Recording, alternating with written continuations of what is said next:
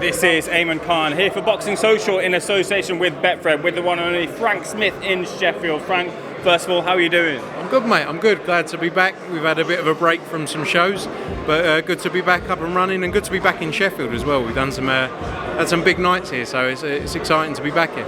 Frank, let's jump to Dalton Smith. A lot of talk about Dalton being a potential superstar and getting this opportunity quite early in his career at the British title level, which you don't see fighters normally get. But from your eye, what you've seen of Dalton Smith, is he a fighter who can potentially get to world titles? Yeah, look, 100%. That's why we've got behind Dalton, because we believe the talent he's got and the future ahead of him. You know, he wants to move quickly. British title this will be his 12th fight, headlining his local arena where we've had some great nights, as I said. Going to have over 4,000 people in there on Saturday, which is great numbers. And Dalton wants to move quickly as well. He doesn't just want to take the slow route. I think if a big opportunity came up after this, he'd jump at it. His dad believes in him. Sean O'Toole, the STN team, they're 100% behind him, and we all are. And think there's a big future there for him. He's a big star. In terms of him as a fighter, first of all, promotionally, he's a promoter's dream in terms of him wanting to move quickly. That's what the business is about, moving forward at a fast pace, and he wants to do that. And then as well, it's about matchmaking him as well. If he gets the win at the weekend, matchmaking him in really good fights to step him up gradually. Yeah, 100%. And he's also he's got the opportunity on Saturday in front of a huge audience to go out there and captivate them and take them on this journey. And he needs to go out there and have an entertaining and a big performance. It's all about putting in big fights and big performances. People want to see a stoppage. People want to see an entertaining fight, and Dalton can go in there and do that. He's had a great career up to this point, but Saturday's really his moment where he can go and prove himself even further.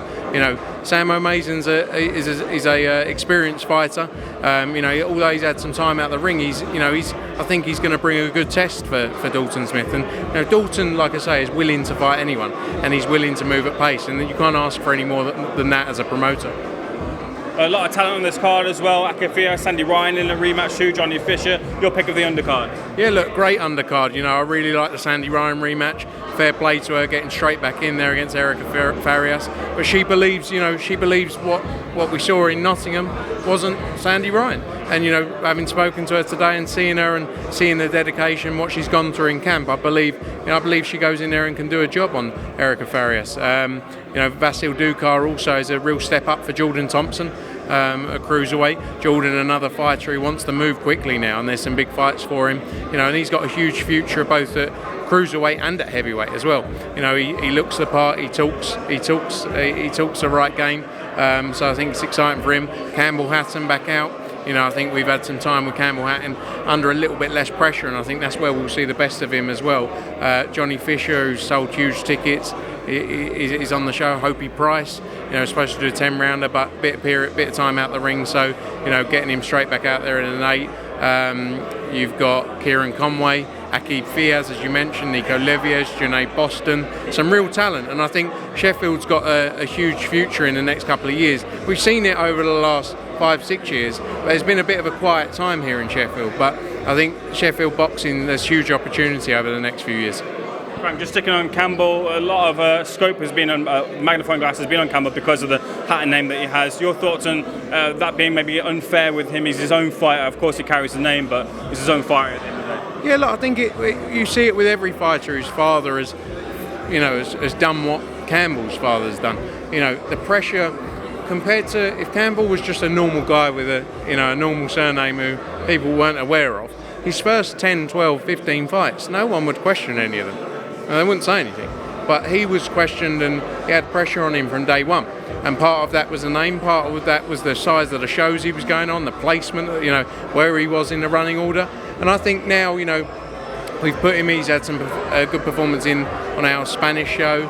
And I think that's important for him, is to learn and mature without all those eyeballs on him. And I think he's enjoyed that as well, and I think that's going to only help him grow. He's still only young. I think he's still 22 years old, 21 years old. If you look back, and we always say this, but Conor Benn, look at where Conor Benn has come from and what people would have said about him in his early days. People need the opportunity to grow and develop, and sometimes that's not always at the pace that me or you at home are looking at going, he's not good enough. But that comes over time. but he's getting judged on day one rather than getting judged later down the road. Frank, this is a next-gen show, a different type of show. We've seen you do these shows on different platforms before, but can we expect to see more next-gen shows in the pipeline? Yeah, look, I think the big thing for us, we've been with Dazn over a year now in the UK. The big focus was massive nights, because a new platform, we needed huge shows that would drive subscribers. At the same time, we've got to focus on the young talent we promote as well. Next Gen has been something we pushed a long time. And when you look at the talent on this show and the fighters appearing, I think it's a brilliant night. And I think these are the kind of things we need to not just grow the stars, but also develop them so they're ready for when they step up into headlining arenas. So it's not a shock to them. You're going to see more of these, and I think we got some great young stars coming through that can headline these shows. You look at Jordan Thompson could headline a Next Gen series show. He's on the undercard of the show. It's a stacked card, top to bottom, but I'm sure you'll see a lot more. Can't neglect either. There's a bit of a double header as well with Michael McKinson over in America with Virgil Ortiz. Big ass but a capable fighter in Michael McKinson who could cause the upset at the weekend too. Yeah, 100%. Look, Michael McKinson pushed for this opportunity, and I've got to say a big thank you as well to Robert Diaz at Golden Boy, who did the same. Look, he went out there, pulled out fight week Virgil Ortiz of their fight in March. Michael had 3 or 4 different opponents in fight week, finally got one locked in on the Thursday night before the weigh-in. And I think it's good for him that he's been through that US, it's completely different, everything around fighting in the US. So I think that takes a bit of pressure and a bit of the edge off it. And look, he's fully focused on going in there and doing a job on Virgil Ortiz. No doubt the ability of Virgil Ortiz, we've seen what he's done in his career, but Michael McKinson's got the style and and he's trained and he's given his life for this opportunity, and he's not going to let it go lightly, and we believe he can go in there and do a job. And Virgil Ortiz very highly ranked, I think, the WBO. That gives Michael McKinson that slot at that point, and it's an exciting opportunity for him. A lot of people didn't want to fight Michael McKinson, so again, fair play to Virgil Ortiz, because a lot of people would have shied away from fighting Michael McKinson. Frank, Eddie's been teasing the schedule being announced very soon, expecting an announcement, telling people to stay on standby. What can you tell us about when the announcement is and what fights we can maybe expect?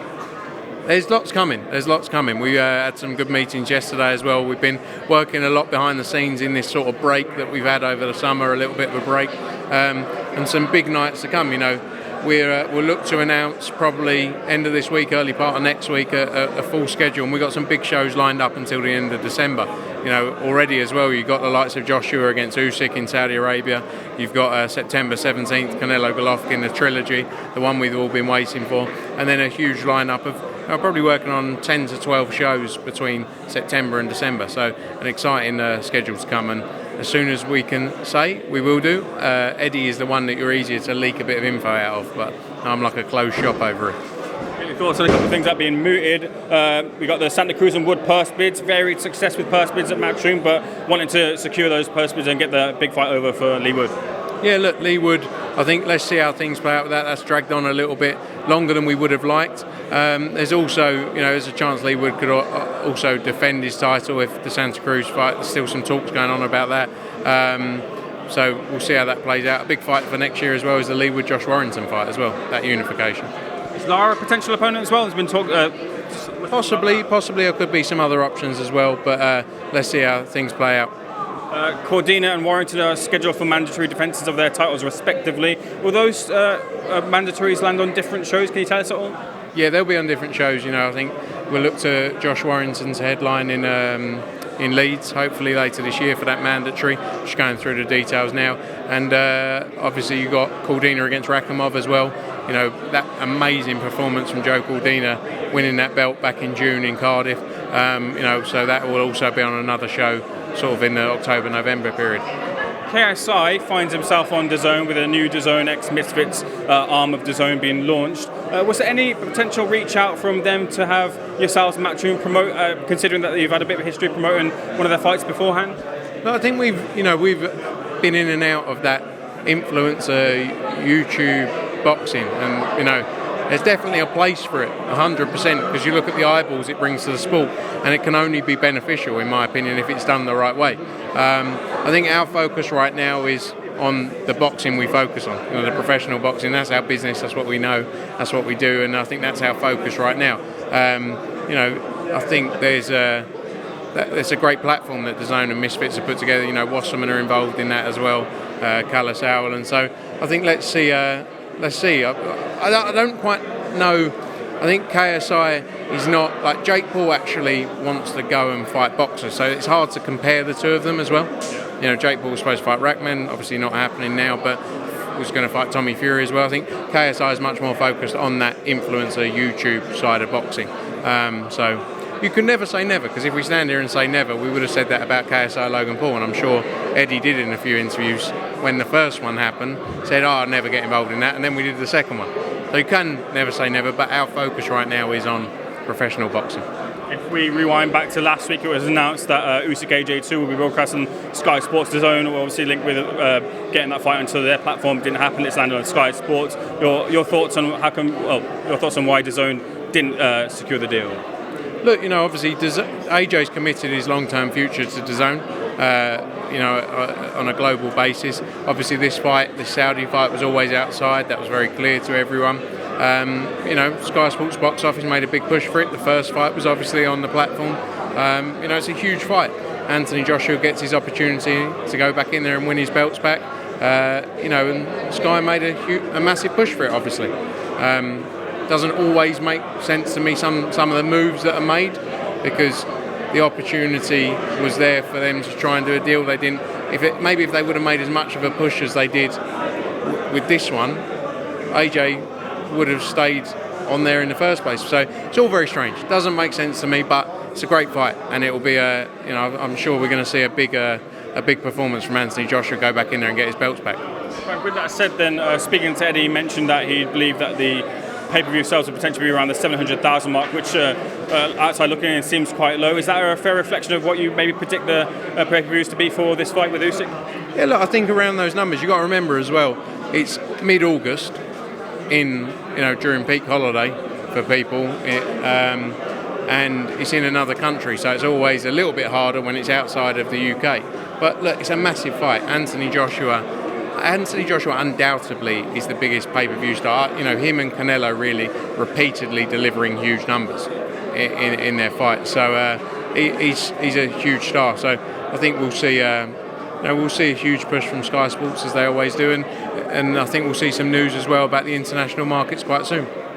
A lot of people are going to be mentioning about Anthony Joshua and his future as a star, as a commodity, should he, in the unfortunate event, lose the fight, which obviously he won't be planning to do. But can you kind of lift the lid on what that really means if he was to lose the fight? Again, not planning to lose the fight, but does his star really fade in any sort of way if he does? No, I think Anthony Joshua goes in there and does a job on Alexander Usyk this time round. There's so much pressure on boxing in general around this. If you don't win, you're finished. Or historically, that's been the way. And you look at like the likes of UFC, and that's ultimately it comes down to great fights. So Anthony Joshua is undoubtedly, unquestionably, the biggest commercial star in UK boxing, and up there, him and Canelo, I'd say, in terms of global boxing. No question. You can't question that. You look at what they've done, look at what they've generated for the sport. So win, lose or draw, these fighters are still huge stars. You know, obviously no one wants to lose. No one ever wants to lose. But AJ's been through that, and he's still the biggest star there is. You know, like Tyson Fury, yeah, he can win as much as he wants. He's nowhere near as big as Anthony Joshua commercially. It's just like unquestionably AJ is so much bigger. So focus is winning, but ultimately, look at. Would you like to see Anthony Joshua against Deontay Wilder win, lose or draw with or without belts? It's a massive fight. The truth is, certain fighters are huge and will deliver numbers, and certain fights will deliver huge numbers regardless of the situation beforehand. You know, so there's always going to be intrigue, and I think especially with the heavyweight division as well, because you never know what's going to happen, and that's what makes it so enjoyable. Could you break that down a little bit more? You mentioned the two biggest kind of commodities are being Canelo, Anthony Joshua, but Tyson Fury maybe considering himself being in that picture as well. Why in your mind does Tyson Fury not figure in that picture in amongst Canelo and Anthony Joshua? Because Tyson Fury hasn't done what AJ and Canelo have done on repeated occasions. Anthony Joshua has sold out 7 stadiums of 80, 90,000 time and time again, broke pay-per-view records time and time again. Tyson Fury, yeah, he's had some moments. Dillian White fight was very big. I think they did 700,000 buys, something like that, sold out Wembley Stadium. That was great. That was the two of them together. Anthony Joshua has the power. Canelo has the power to deliver these huge nights single-handedly. If Tyson Fury would have boxed, certain names that AJ boxed over the years, would he have sold as many tickets? No. Would he have done as many pay-per-view buys? No. And that's because AJ has a broader appeal, in my opinion, and is a commercial superstar, same as Canelo. I think that's the way it is. People will question it, say, oh no, Tyson's so much bigger. Just because Tyson hasn't been beaten doesn't mean he's a bigger star. Like I say, no sort of questioning what he's done in the past. But the first Deontay Wilder fight didn't sell out, did it? He sold out one of the Deontay Wilder fights. He sold out Wembley Stadium. AJ has done that time and time again. AJ has done that in Saudi Arabia, at Madison Square Gardens, at the O2, at Tottenham Hotspurs, at Wembley Stadium, at Cardiff Stadium, over and over again. There's unquestionably nowhere near it. Moving on to a bit of scrutiny. Joe McCaskey was recently, the clip had been put up on social media recently saying that Canelo-GGG3, if it was to land on pay-per-view in the UK, wouldn't be on pay-per-view. It's now come out that it will land on his own pay-per-view. Your reaction to that? Yeah, I haven't seen the clip you're saying that where he said it. Look, ultimately, things change, business models change, and, they evolve. So people can always point back to, oh, you said pay-per-view was finished, but they change. And here's an example of where a decision has been made. It's a huge fight. The second fight was pay-per-view on BT Sport box office, I think for 20 quid. It's a massive fight for boxing fans. You can point back to various things.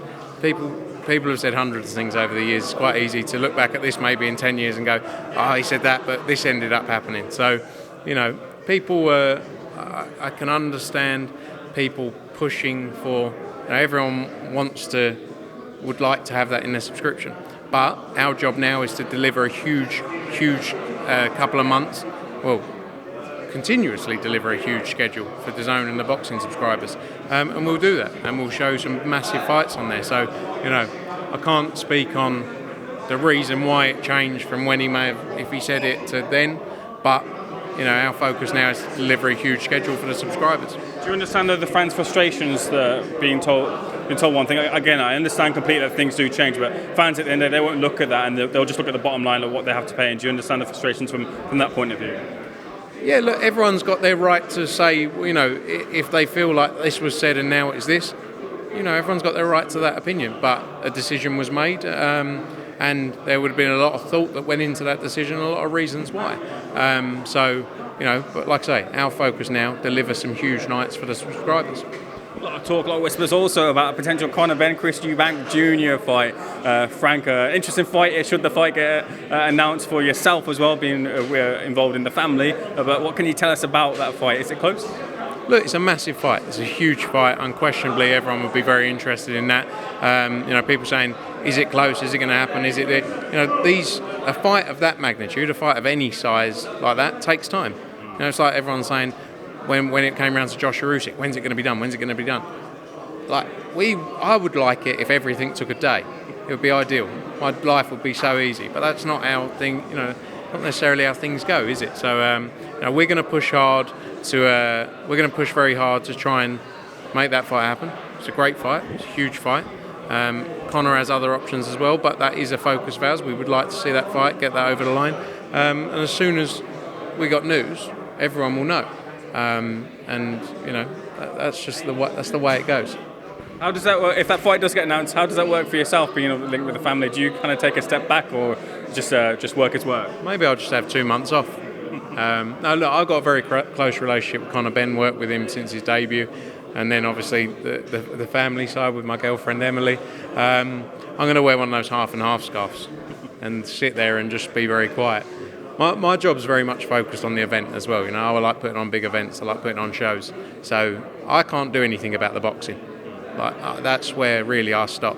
I can't tell you what to do, whether you should throw a jab, right hand, So I say that, but you have had some fights. No. I've had one against a guy who could barely hold his hands up, like me as well. So, but it's a massive fight. I will be very intrigued by it. I will sit there very quietly, and I won't cheer for anyone because I don't want to get hit by Conor Benn or get hit by my missus because I'm scared of them both. A couple of final things to brush through, Frank, and I'll let you go. Just going back to the Usyk-AJ2 card, Ramla Ali features on the card, which is a potentially groundbreaking thing to have a feature on a undercard in Saudi Arabia. We've seen the wrestling and female wrestlers fight over there too, but potentially groundbreaking moment, and Ramla being the figurehead there. Yeah, 100%. You know, like just looking at what Ramla's done in her career to date and the moment she's been through and what she's achieved, this is another thing that she's very proud of, and it's going to be a great night for her.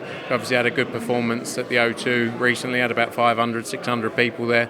It's good to get her back out very quickly as well in such a huge occasion. So yeah, going to be good for her.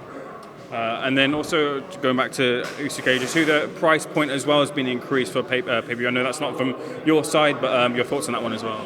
Yeah, look, I guess that they had to do that to make the offer that they put together commercially viable. Everything has to make sense, doesn't it? So, you know, that will be the reason why it was done, because of whatever money they had to pay for the rights. So, you know, kind of, it is what it is, isn't it? In order to get that over the line, that's what they need to do. You know, I can understand people questioning, saying, "Oh, it's more than." I think it's the highest price pay-per-view we've had in the UK, £27. So I can understand, again, it's the same thing. I can understand the consumers questioning it, but at the same time, that's what it's taken to get that delivered. Frank, we've got the World Cup coming up soon, which means that December the focus will be on the World Cup. So is December essentially a month where maybe boxing doesn't go on as much, or because there's a highlight and scope on sports that you want to push fights in the December month? How does the World Cup change that for planning fights? I think it's the same for a lot of sports. You know, we've got to focus around times and periods where there's ability in the schedule to put on shows. I think it's a good time for sport. I think a lot of people are going to be at home watching it, and you know, we'll look at, obviously, look, we're not going to put a UK show on the same night as England playing in the World Cup, but we'll look at the schedule, work around it, and obviously led by our broadcast partner as well as to their thoughts around it. So, you know, we'll continue to deliver shows around the period from November to December. I think it starts November 19th, runs for around 4 weeks, but we're working through the schedule now, and like I say, working closely with Dazn on it. Frank, thank you so much for being to Box Social. Well, much appreciated. I'll see you in the fight week. Appreciate it.